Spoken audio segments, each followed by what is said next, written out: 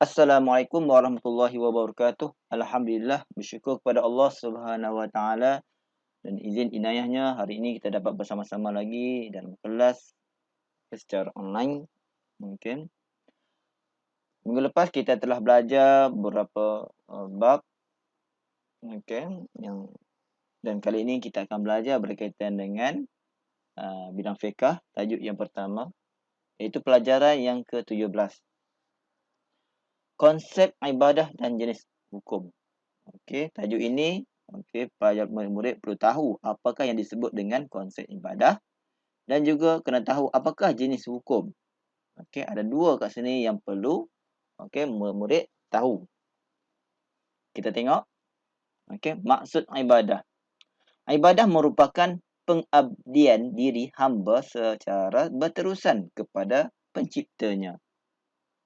Ibadah dari segi bahasa bermaksud tunduk dan patuh kepada Allah. Ini kena apa? Kena ingat. Okey. Maksud ibadah, okey, tunduk dan patuh kepada Allah Subhanahu taala di sudut maksud secara umum.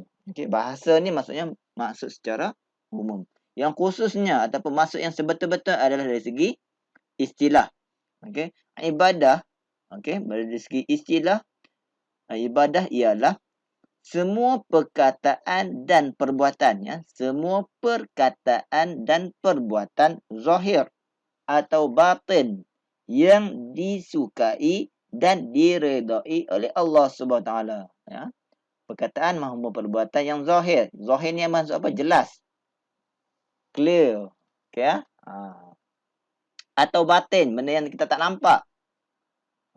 Yang disukai dan diredai oleh Allah SWT. Itu maksudnya ibadah. Tentang ibadat. Okey. Al-Quran menjelaskan bahawa tujuan utama manusia diciptakan oleh Allah Subhanahu Wa Taala adalah untuk beribadah kepadanya. Tengok dalam surah Az-Zariyat ayat 56. Bismillahirrahmanirrahim. Wa ma khalaqtul jinna wal insa illa liya'budun. Yang bermaksud, dan tidaklah aku menjadikan jin dan manusia kecuali untuk beribadah kepadaku. Ini dalam ayat Al-Quran dah Allah bagi tahu terang-terang kepada kita, jelas kepada kita, tujuan utama kita hidup dekat dunia ni adalah untuk beribadah. Okey. Kita tengok. Okey. Ibadah jika dilaksanakan dengan niat yang ikhlas kerana mencari keredaan Allah Subhanahu taala akan diberi ganjaran pahala. Ni siapa buat ibadah dan mendapat ganjaran Allah, Allah akan bagi apa kepada kita? Allah akan bagi ganjaran pahala. Ni ganjaran pahala. Okey. Ibadah terbahagi kepada dua kategori. Okey. Iaitu ibadah khusus dan ibadah umum. Khusus, okey, ibadah khusus dan ibadah umum, ya. Dua kategori. Kita tengok ni. Ni tengok yang pertama. Apakah yang dimaksudkan dengan ibadah khusus? Ibadah yang telah ditetapkan oleh syariat Islam dari segi cara, rukun dan syaratnya serta tidak boleh diubah. Maksudnya kita memang kena buat. Okey, tak boleh kita nak ubah nak macam ni, semua tak boleh. Contohnya apa dia? Solat. Okey, solat fardu, puasa, zakat dan haji. Benda ni kita kena ikut seperti mana dalam rukun. Okey, tak boleh ubah-ubah dah. Itu maksudnya ibadah yang khusus. Okey, kita tengok ibadah umum pula. Apakah dimaksud dengan ibadah umum? Ibadah yang meliputi segala aspek kehidupan sama ada yang berkaitan dengan hubungan manusia sesama manusia atau dengan makhluk lain dan tidak bertentangan dengan syariat Islam. Contohnya apa? Kita makan, kita minum, berniaga dan bekerja. Okey, itu dan banyak lagi sebenarnya. Okey, ini antara ibadah umum. Okay, kunci ilmu. Semua perbuatan harus yang diniatkan kerana Allah akan mendapat pahala. Poin dia kat sini adalah apa saja kita buat kerana Allah Subhanahu Wa Taala, okey, kita akan mendapat pahala. Okey, seterusnya kita tengok. Jenis-jenis hukum. Okey, yang ni Ustaz nak murid semua hafal, ingat dan hafal serta faham betul-betul. Okey. Ulama fiqh telah membahagikan hukum kepada lima jenis.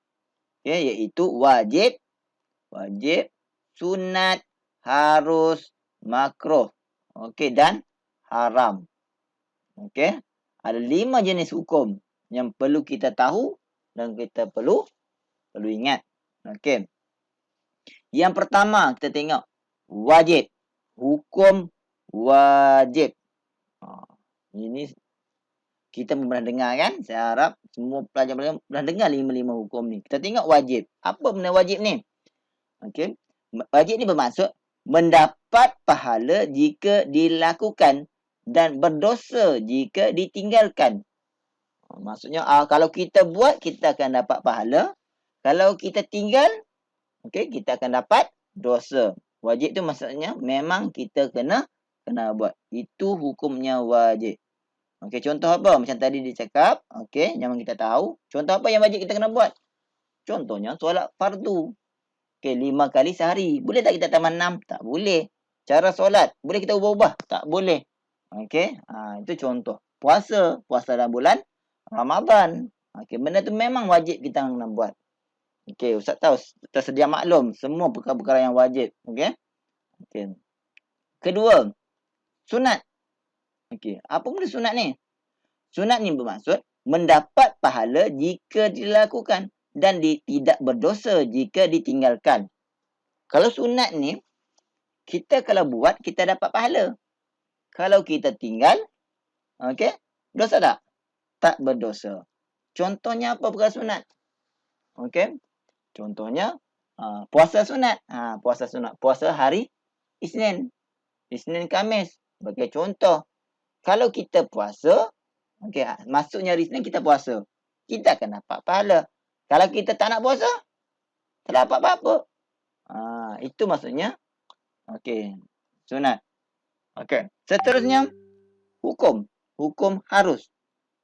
Apa maksud harus ni? Okey. Harus ni ialah tidak berdosa jika dilakukan atau ditinggalkan. Dia di tengah-tengah. Buat pun, buat ke, tak berdosa. Okey, contohnya apa kalau perkara harus ni? Contohnya kalau kita nak bercucuk tanam, nak tanam pokok. Berdosa tak kalau kita tak buat? Tak berdosa. Okey, kalau kita tinggal, tak berdosa. Buat tak berdosa, tinggal pun tak berdosa. Bebas. Okey, contoh perkara harus. Okey, nak buat boleh, tak nak buat pun boleh. Tak ada masalah. Makruh. Okey, apa yang maksudnya makruh?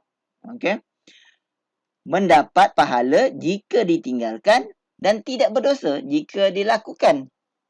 Okey, kalau makruh ni, kalau kita akan dapat pahala. Kalau kita tinggal. Kalau kita tak buat, kita dapat pahala. Tapi kalau dan tidak juga berdosa jika dilakukan. Okey. Okey. Tak masalah pula. Makruh mendapat pahala jika ditinggalkan. Kita akan dapat pahala kalau kita tinggal. Okey. Dan kita tidak berdosa jika kita lakukan. Itu makruh. Tak nak buat je dapat pahala. Okey, tinggal je dapat apa? Tak berdosa kalau kita tinggal, kita buat. Okey, contohnya apa dia? Kita makan buah jering. Berdosa tak makan buah jering? Tak berdosa makan buah jering. Kita makan buah jering macam mana? Tapi hukum makruh kalau kita makan buah jering, lepas tu kita nak solat. Solat pula solat jemaah di masjid. Macam sebelum ni kita boleh main masjid kan? Ataupun kita makan berjering, lepas tu kita nak pergi kenduri ke ataupun nak pergi mana-mana. Sebab apa dia hukum makruh? Sebab jering ini bau busuk. Okey, kita kena berus gigi dulu. Hukum makruh makan berjering tersebut kalau kita nak melakukan solat ataupun nak pergi mana-mana. Kalau kita makan juga berdosa tak? Tak berdosa. Okey, itu maksudnya hukum makruh. Okey, dan last kali adalah haram. Haram ni, okey, maksudnya apa dia? Mendapat pahala jika ditinggalkan dan berdosa jika dilakukan. Dia terbalik dengan wajib. Okey, kalau haram ni, kalau kita tinggal je, kita akan dapat pahala. Okey. Kalau kita buat, kita akan dapat dosa. Okey. Kalau buat dapat dosa. Contohnya apa? Minum arak. Okey, itu ketara yang minum arak. Kalau kita nampak arak, kita tak minum, kita akan dapat pahala.